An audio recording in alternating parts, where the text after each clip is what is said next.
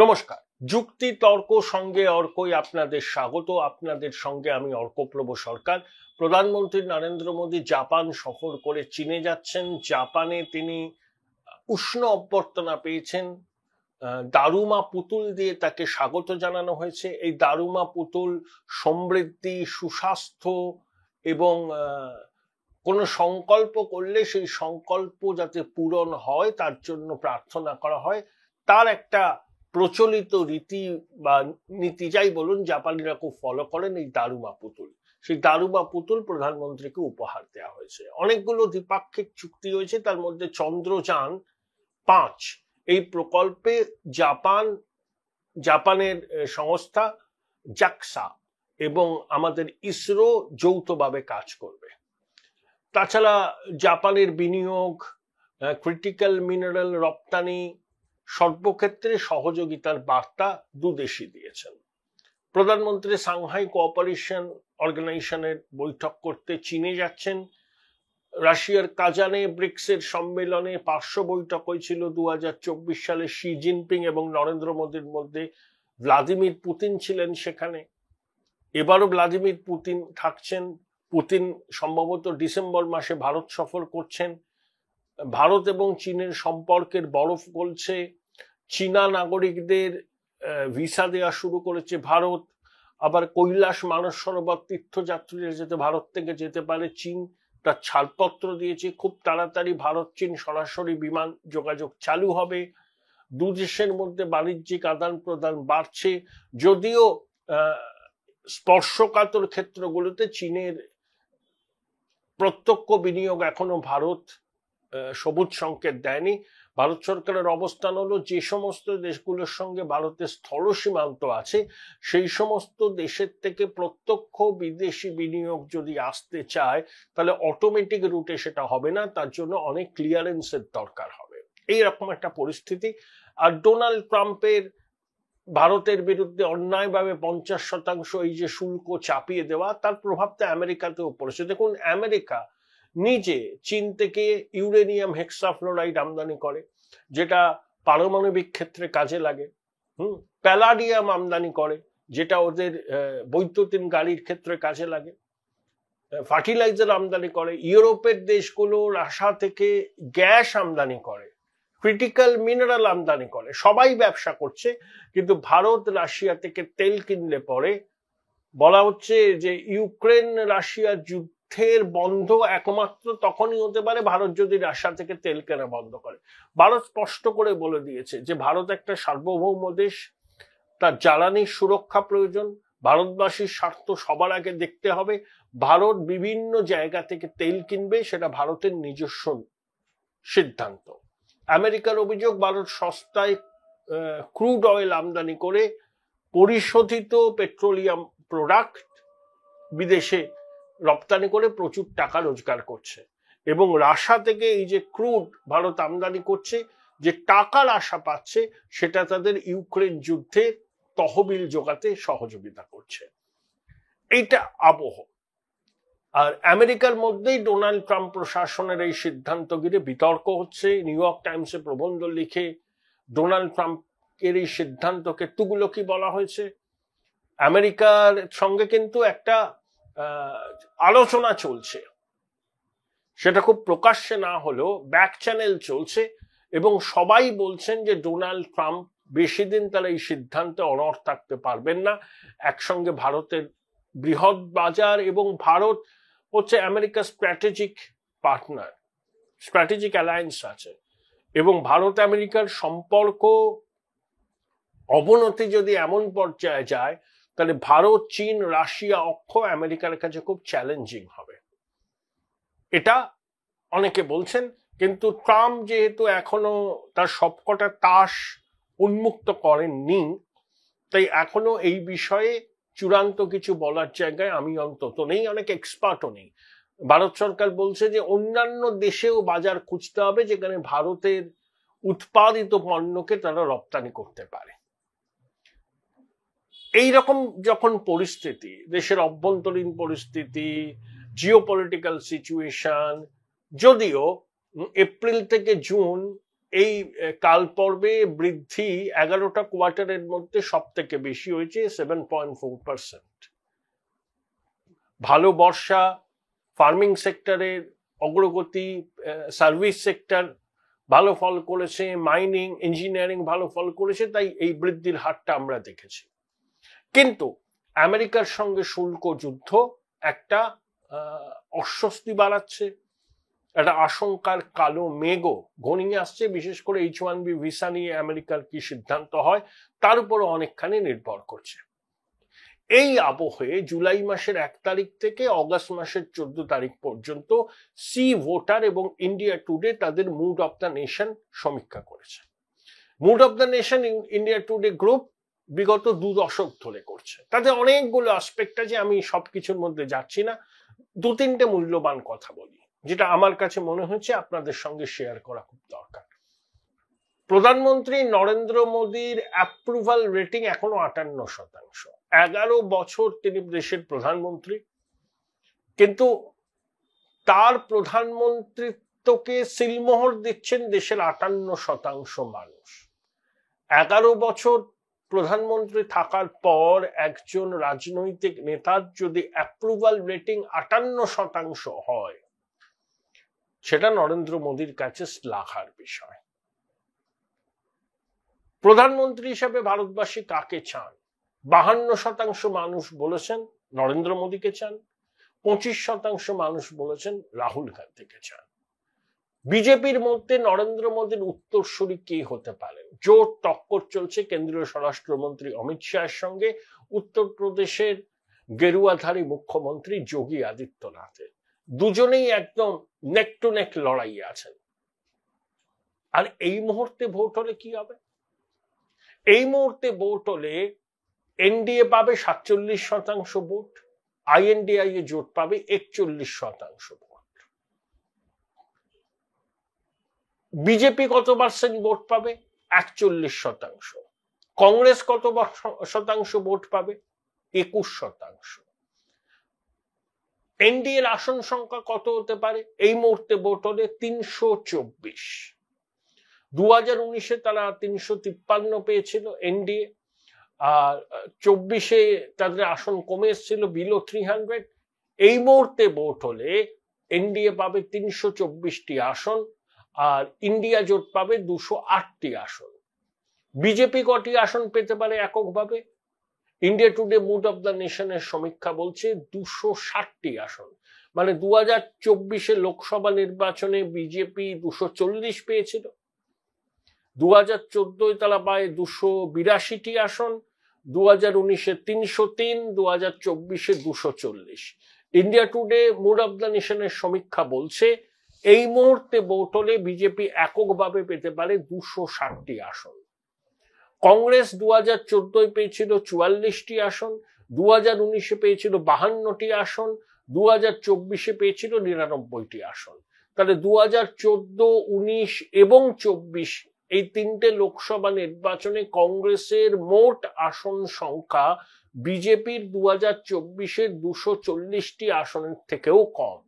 আর এই মুহূর্তে ভোট হলে India Today mood of the nation বলছেন সি ভোটারের সহযোগিতায় 2 লক্ষ লোকের সঙ্গে কথা বলে ভারতের সবকটি পার্লামেন্টারি কনস্টিটিউয়েন্সিতে গিয়ে তারা সমীক্ষা করে বলছে এই মুহূর্তে ভোট হলে বিজেপি পেতে পারে 260টি আসন, কংগ্রেসের আসন দুটো কমে হতে পারে 97টি আসন। তাহলে বিজেপির আসন বাড়বে 20টি, কংগ্রেসের আসন কমবে 2টি। এটা সি ভোটার এবং ইন্ডিয়া টুডের সমীক্ষার দাবি। অর্থাৎ স্পষ্ট ভারতবর্ষে বিজেপি যুগ শুরু হয়ে গেছে এবং নরেন্দ্র মোদীর অ্যাপ্রুভাল রেটিং 11 বছর ক্ষমতায় থাকার পরও 58%। এই প্রবণতা যদি বজায় থাকে 2029-ও ড্যাং ড্যাং করে জিতবে বিজেপি বা এনডিএ।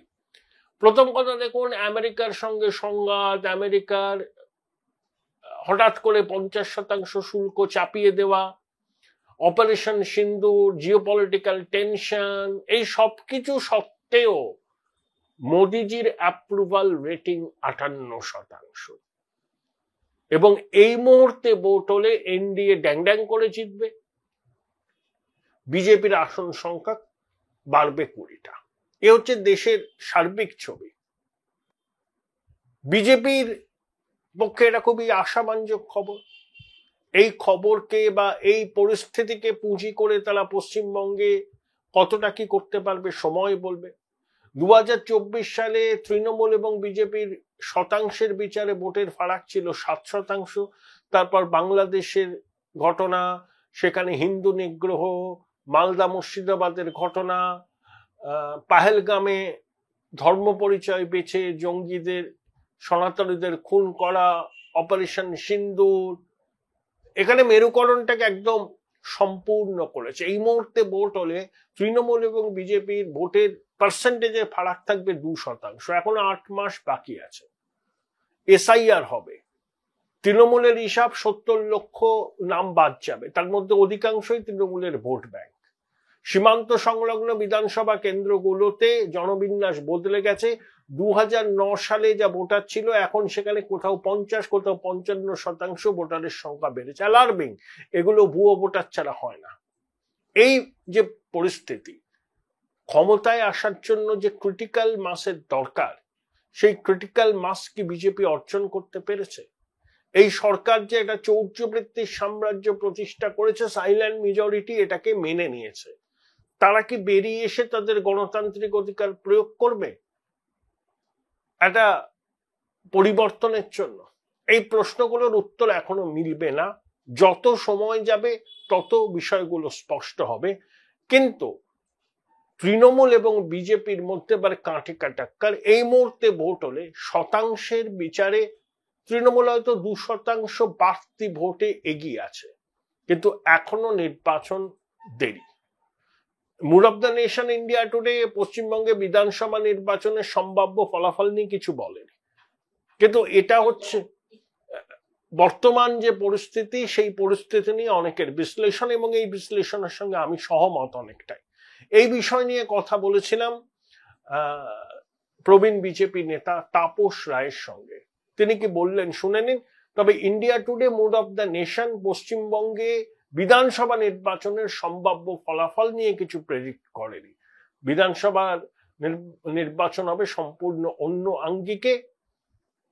15 বছরের প্রতিষ্ঠান বিরোধিতা, ধাক্কা শাসক দলকে সামলাতে হবে, এবং তার উপরে এই দুর্নীতির প্রাতিষ্ঠানিকীকরণ সহ সম্পূর্ণ মেরুকরণের আবহে ভোট হবে। কি বললেন তাপস বাবু, শুনে নিন। তাপসদা, India Today mood of the nation ওরা সমীক্ষা করে প্রতি 6 মাস অন্তর। দীর্ঘ 2 দশকেরও বেশি সময় ধরে এই কাজটা ওরা করছে।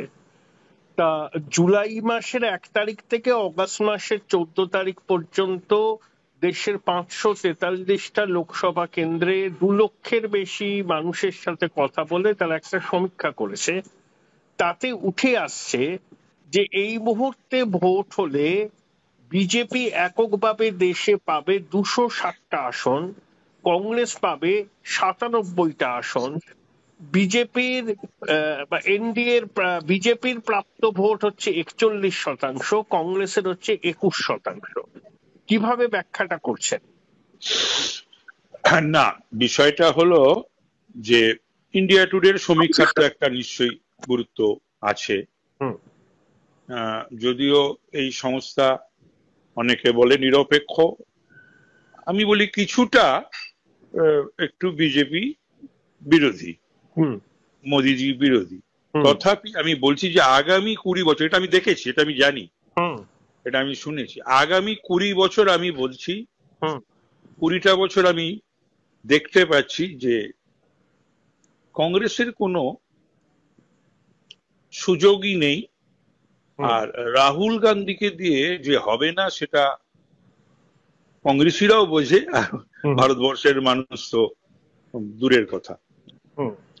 মোদিজি এবং বিজেপির যে দেশের ব্যাপারে, উন্নয়নের ব্যাপারে এবং ভারতবর্ষের কে যে বিশ্বের সর্বক্ষেত্রে যে তুলে নিয়ে যাওয়ার ব্যাপারে যে ভূমিকা পালন করছে বিজেপি গভর্নমেন্ট, এবং অবশ্যই এখন মোদিজির নেতৃত্বে 11 বছর, তার তো কোনো তুলনা হয় না, তার কোনো তুলনা নেই।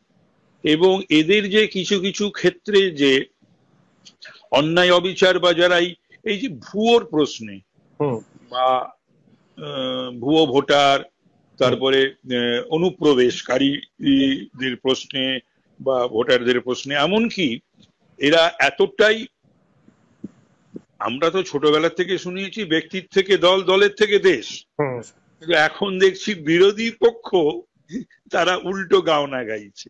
তাদের কাছে দেশ, দেশমাতা এটা তাদের কাছে প্রায়োরিটি নয়। তারা ঈর্ষান্বিত হয় যে দেশের যদি ইকোনমি যদি একটা জায়গায় গিয়ে পৌঁছয়, ডিফেন্সের শক্তি যদি একটা জায়গায় গিয়ে পৌঁছয়, 100 কিলোমিটার দূরে গিয়ে গিয়ে যদি পাকিস্তানকে শিক্ষা দিয়ে আসে, তাতেও এদের কিন্তু সেই প্রশ্নবোধক চিহ্ন বা সন্দেহ জাগে। হ্যাঁ, তো এইগুলো কিন্তু ভারতবাসী হিসাবে, যারা ভারতীয় হিসেবে গর্ববোধ করে, এইগুলো ব্রিটিশ আমলেও সে যখন লড়াই করছে, প্রাণ দিচ্ছে, আত্মাহুতি দিচ্ছে, কালাপানি, আন্দামান, সেই সময় তো কিন্তু ব্রিটিশের দালাল ছিল। আর এখন এই মোদিজির বিরোধিতা, বিজেপির বিরোধিতা করতে গিয়ে এই ইন্ডি জোট এরা পিন্ডি চটকে দিচ্ছে। সেখানে তৃণমূলও রয়েছে। প্রধানমন্ত্রী থাকার পরেও মোদিজির অ্যাপ্রুভাল রেটিং 58%। মোদিজির তো আমি বলছি, মোদিজি যত দিন যাচ্ছে ভাবা যায় না যে তার পপুলারিটি, জনপ্রিয়তা কোন জায়গায় তিনি নিয়ে যাচ্ছেন সর্বস্তরের মানুষের কাছে। এবং আমি বলি যে বিজেপির তো একটা ভোট ব্যাংক আছেই আছে, ছিল, আছে, থাকবে। মোদিজি নিজে একটা পার্সেন্টেজ ভোট ক্যারি করেন, ওটা নিজস্ব ভোট একটা, একদম সেটা মোদিজিকে দেখে, মোদিজির জন্য ভোটটা মানুষ দেয়। একটা ভাবা যায় নাকি একদিকে মোদিজি আর একদিকে রাহুল গান্ধী, এটা কোনো কম্পেয়ার? মমতা বন্দ্যোপাধ্যায়ের ইন্ডি জোটের নেতা হিসাবে অ্যাপ্রুভাল রেটিং 6 না 7%। কি বলবেন? না, আমি এটা লিখে দিতে পারি যে কখনো কোনোদিন ইন্ডি জোটে নেতৃত্ব দেওয়ার যে সিদ্ধান্ত কোনোদিনই হবেও না মমতা ব্যানার্জির পক্ষে। মমতা ব্যানার্জি কোনোদিন ইন্ডি জোটের নেতৃত্ব দিতে পারবেন না।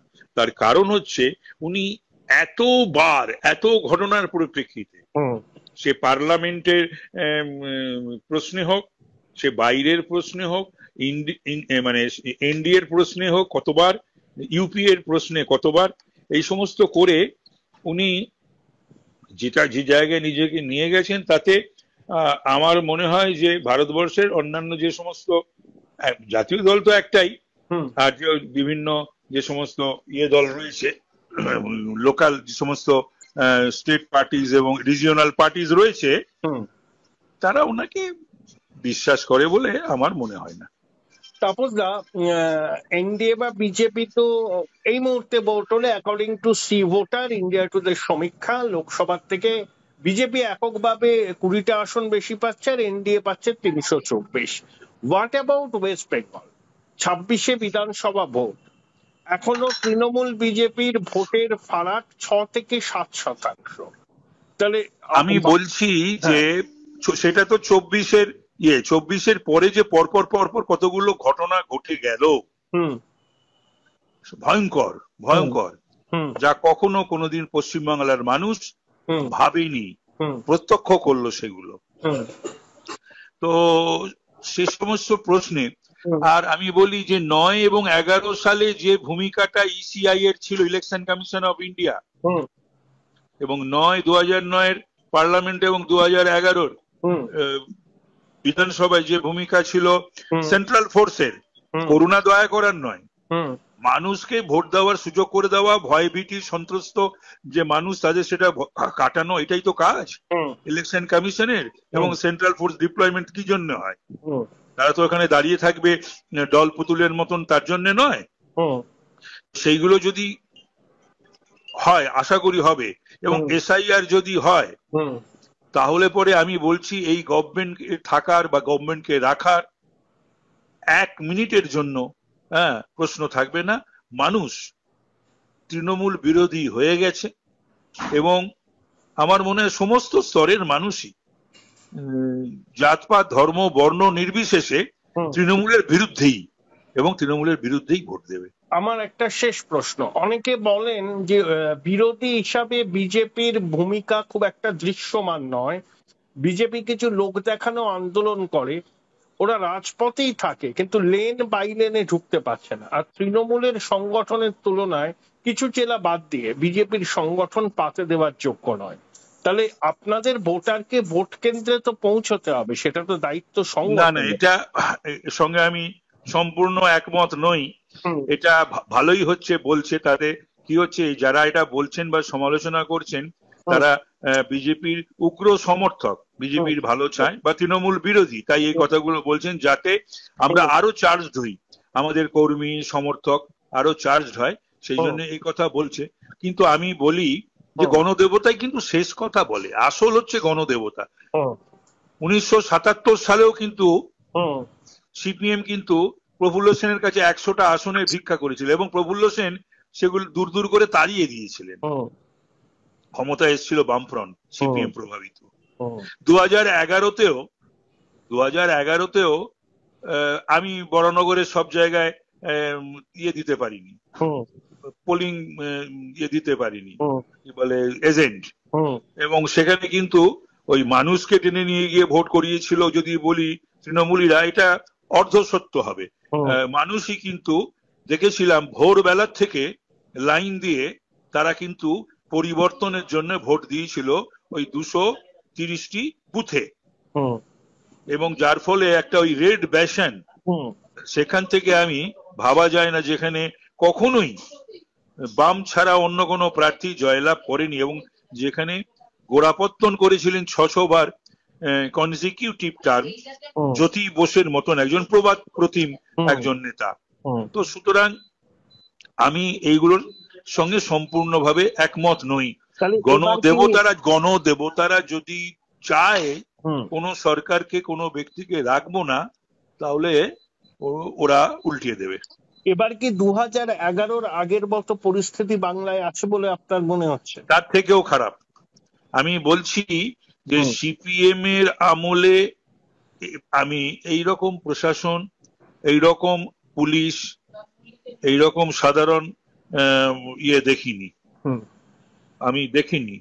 এখন যেটা মানুষ দেখছে, এবং একটা সরকার বা একটা মুখ্যমন্ত্রী সরাসরি ভুয়ো ভোটারের পক্ষে, অনুপ্রবেশকারীর পক্ষে, একসময় উনি অন্য কথা বলতেন, আজকে অন্য কথা বলছেন।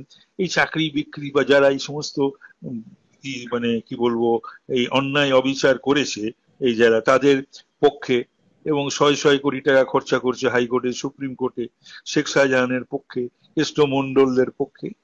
তো এইটা কিন্তু এইভাবে কিন্তু প্রকাশ্যে কখনো কোনো রাজ্য সরকার এর পূর্বে বা কোনো মুখ্যমন্ত্রী এর পূর্বে এইভাবে এই সমস্ত এলিমেন্টদের পাশে দাঁড়ায়নি। থ্যাংক ইউ তাপসদা, thank you, welcome. Join Indian Institute of Hotel Management now. Right choice, right decision.